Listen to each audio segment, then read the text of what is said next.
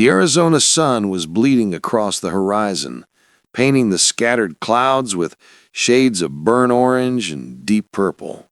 The desert's silence was total, so vast and heavy it felt like it had a physical presence, broken only by the low whistle of wind against my Airstream's aluminum shell. I was standing outside with my old truck's hood up, doing the simple, methodical task of checking the oil. The dipstick came out clean, the level perfect. There was a small point of order in a universe of chaos. Inside the Wanderer, my trailer and now my only home, a faded photo sat on the small Formica table. In it, Helen and I, 20 years younger, were smiling in front of the same trailer, freshly polished and full of promises. Her smile in the photo was like a knife in my chest, a relic from a time when I believed our maps pointed to the same destination. Now the vastness ahead of me didn't seem scary or empty like it did in the first days. It seemed honest. The desert doesn't pretend to be what it's not. It doesn't make promises it can't keep. And in that brutal honesty, after a lifetime on the road because I had to be, I was, at 65 years old, finally starting to find a strange kind of peace.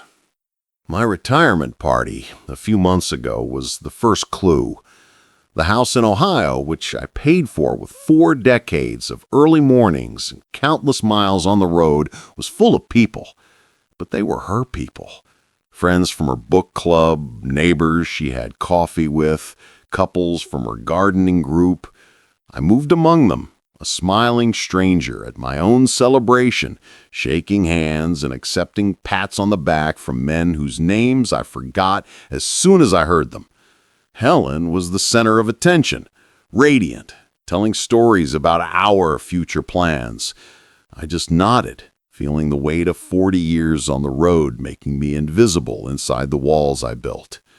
Later that night, after the last guest left, we lived out the scene that had kept me sane during the last years of work. We sat at the kitchen table, the same table where the kids did their homework, and spread out the maps. They were old, worn at the folds, coffee-stained. They were the script for our happily ever after. "First, we'll head west, Art," I said, my finger tracing the line of Route 66. "I want to see the Grand Canyon at sunrise. I want you to see it." I was genuinely excited, like a kid on Christmas Eve. Helen smiled, but the smile didn't warm her eyes. It was the same polite smile she gave the guests. "Sure, honey, it'll be wonderful," she said, but her gaze drifted to her phone buzzing on the table. She picked it up, her thumbs moving quickly across the screen. "It's just Marge setting up tomorrow's card game." I felt a stab of irritation, a familiar feeling I always buried. This was supposed to be our moment, the beginning of our dream. "Helen," I said, trying to keep my voice light, "can we focus on the maps for just tonight?" She sighed, a sound heavy with a tiredness I didn't understand. "Art, we have our whole lives to look at these maps. They're not going anywhere." She put the phone away, but her attention had already gone with it. She was physically there, but her mind was somewhere else, in a world she'd built during my long absences, a world that had no room for a trailer and an open road. I gathered the maps slowly, my earlier excitement wilting into quiet sadness. I folded each one carefully, feeling the worn paper under my calloused fingers. I told myself she was just nervous. Such a big change in routine after so many years, it was normal to feel a little scared. I held on to that explanation like a man holds on to wreckage in the sea. That night, lying in bed next to her, I stared at the ceiling in the dark and felt a cold that didn't come from the window. For 40 years, the image of her waiting for me at home was the light that guided me through dark roads.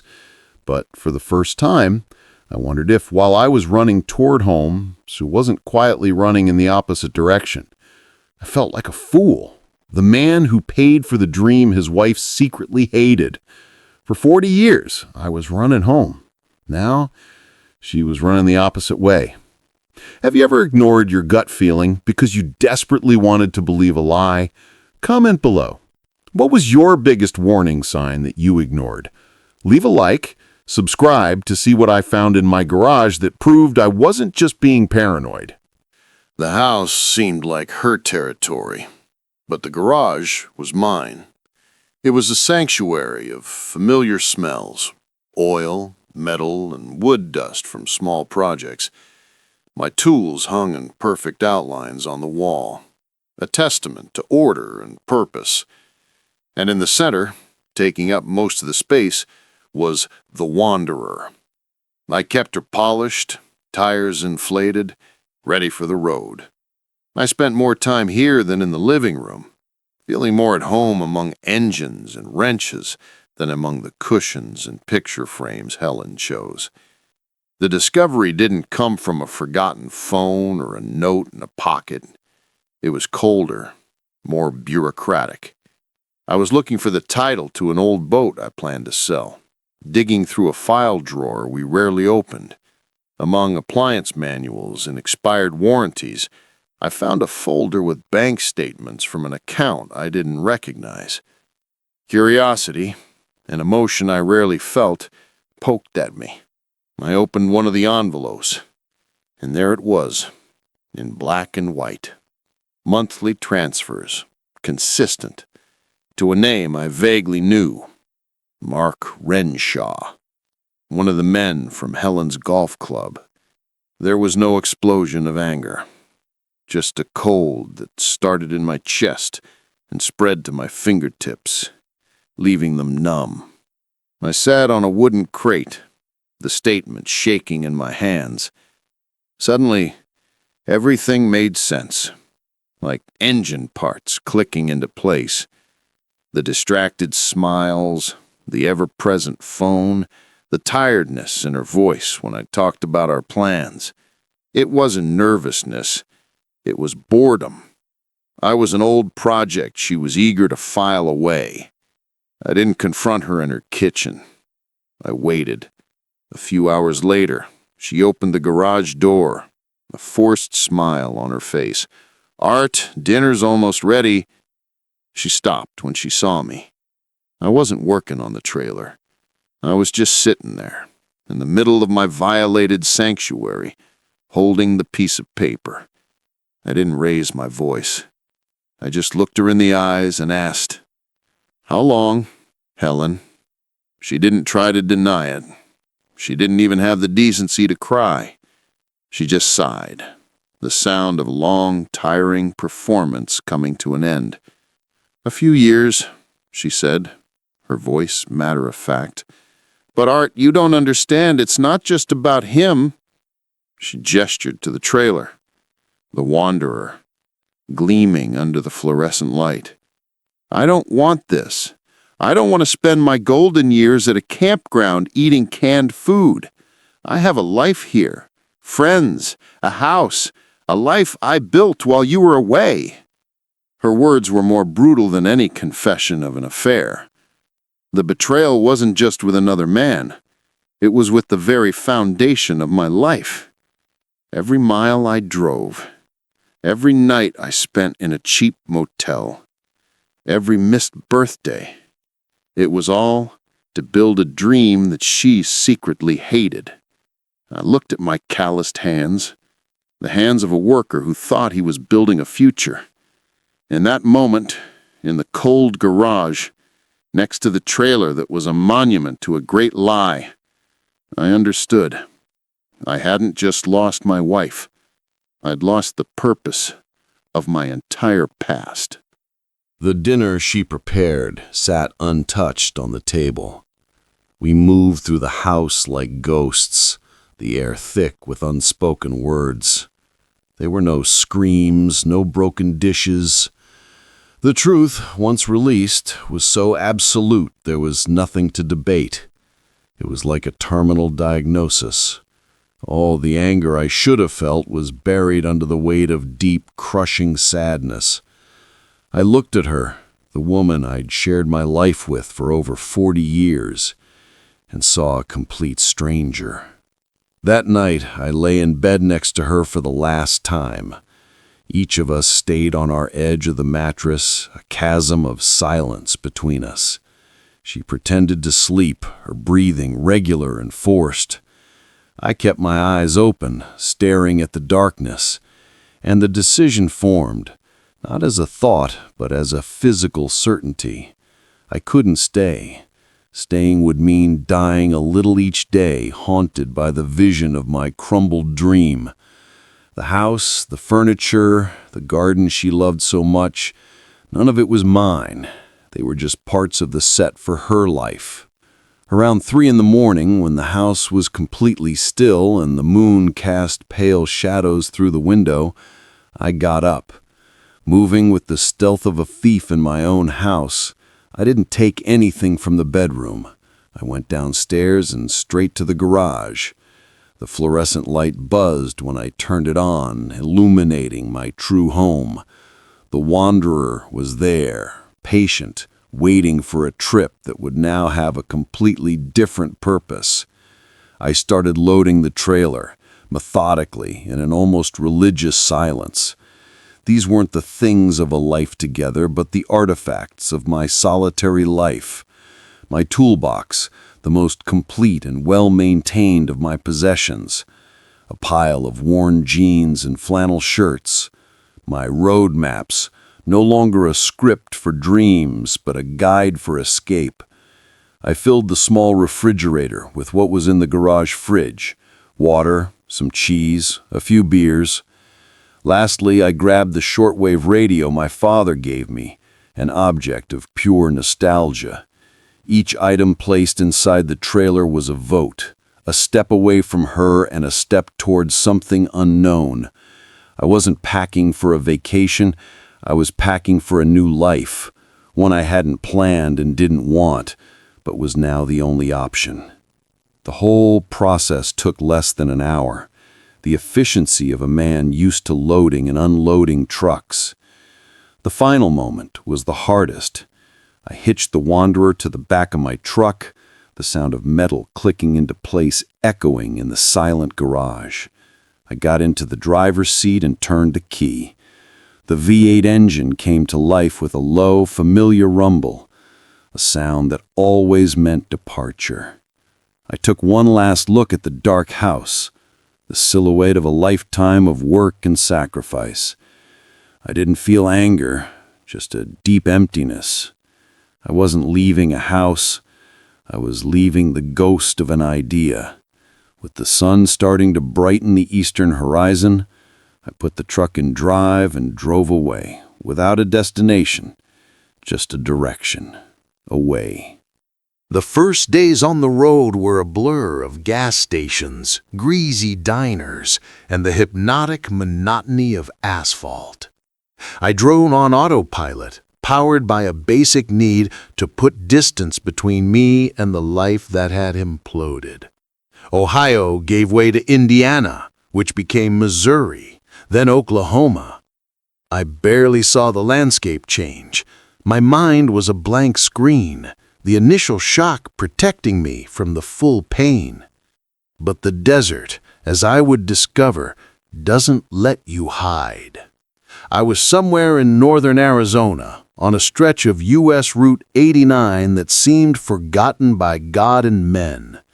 The noon sun was an anvil in the sky, heat shimmering on the road ahead of me. That's when it happened.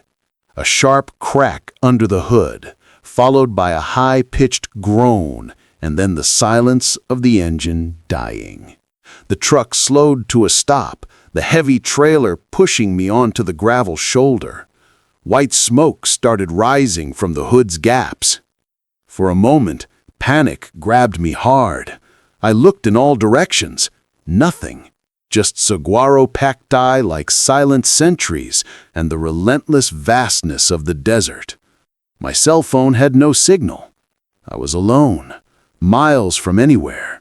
A 65-year-old man with a broken heart and a broken engine. The metaphor was so cruel and obvious it almost made me laugh. I felt the vulnerability of my age, the fragility of my situation. I was just an old fool, running from his problems, about to be swallowed by nothingness. But then something older and stronger took control. 40 years on the road had taught me one thing: panic doesn't fix an engine. Self-pity doesn't fill a radiator. I got out of the cab, the heat hitting me like a wall. I opened the hood, the smoke now a thin vapor, and the smell of burnt antifreeze filled the air. A radiator hose had burst, dried out by heat and age. A simple problem, but one that, under the wrong circumstances, could be a death sentence. I went to my toolbox, my portable sanctuary. I found a roll of high-pressure repair tape and pliers. The work was slow and brutal under the scorching sun. Sweat ran down my face, dripping onto the hot engine and evaporating with a hiss. My fingers, not as nimble as before, struggled with the stubborn clamp. But with each turn of the pliers, each inch of tape wrapped around the burst hose, I felt the panic retreat, replaced by an intense, familiar focus. It took almost 2 hours. When I finished, I was covered in grease, soaked in sweat, and completely exhausted.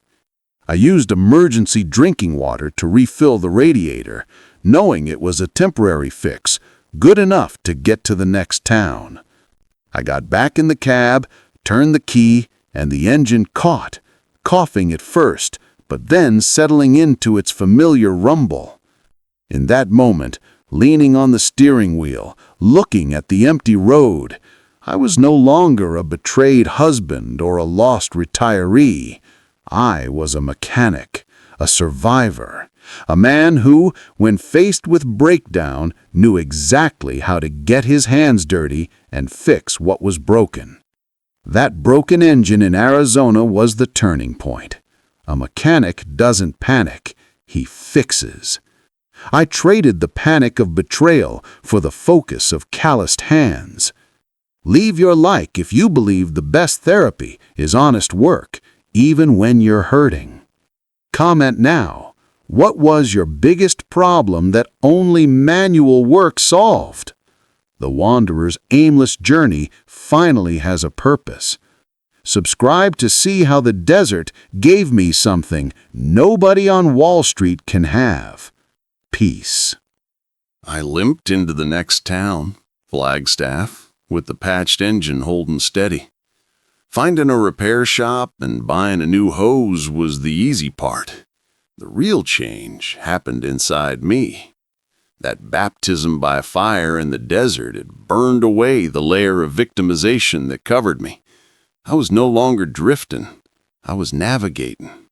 The journey, which had started aimlessly, began to gain a new kind of purpose. From that day on, the nature of my journey transformed. I was no longer looking for the fastest route to nowhere. Instead, I started following the back roads, the thin, winding lines on my old paper maps. I wanted to see the places that time forgot, the small towns the interstate highway made obsolete. The rush had left me, replaced by a patient curiosity I hadn't felt since my youth. My interactions with people changed too. Before, I'd just fuel up and leave, head down. Now I let myself talk. I exchanged stories with a Vietnam veteran at a gas station in New Mexico, listened to an old farmer talk about the drought at a diner in Utah. These were simple conversations about the weather, the road, the price of gas. Nobody asked about my past, and I didn't offer. I was just Art, the guy with the old Airstream. This anonymity was freeing. Instead of just passing through the big national parks, I started stopping. I spent 3 days at Zion National Park, not at the main campground, but at a more isolated spot. I left the wanderer behind and hiked. I followed trails that wound alongside rivers and climbed through red rock canyons. The physical effort cleared my mind, and the monumental silence of the rock formations put my own problems in a new, humbling perspective. My pain, which seemed so big in my small Ohio suburb, was just a tiny echo in the vastness of geological time. It was in Zion that I bought a cheap notebook and pen. I started writing a logbook. It wasn't a feelings diary. I wasn't that kind of man. It was a practical record. October 14, Zion National Park. Temperature dropped to 45 degrees after at night. The truck's transmission is making a weird noise in second gear. Need to check the fluid. But between the notes about mechanics and weather, something else started to appear. Saw a condor flying over the canyon today. Almost 10-foot wingspan. Silent.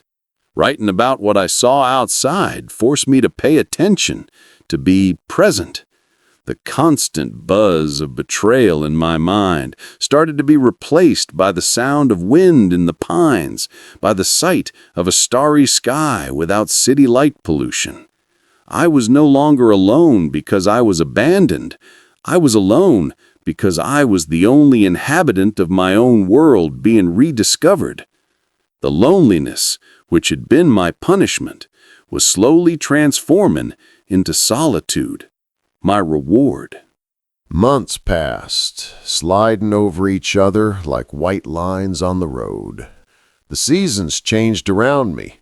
The golden autumn of Utah gave way to a mild winter in southern Arizona.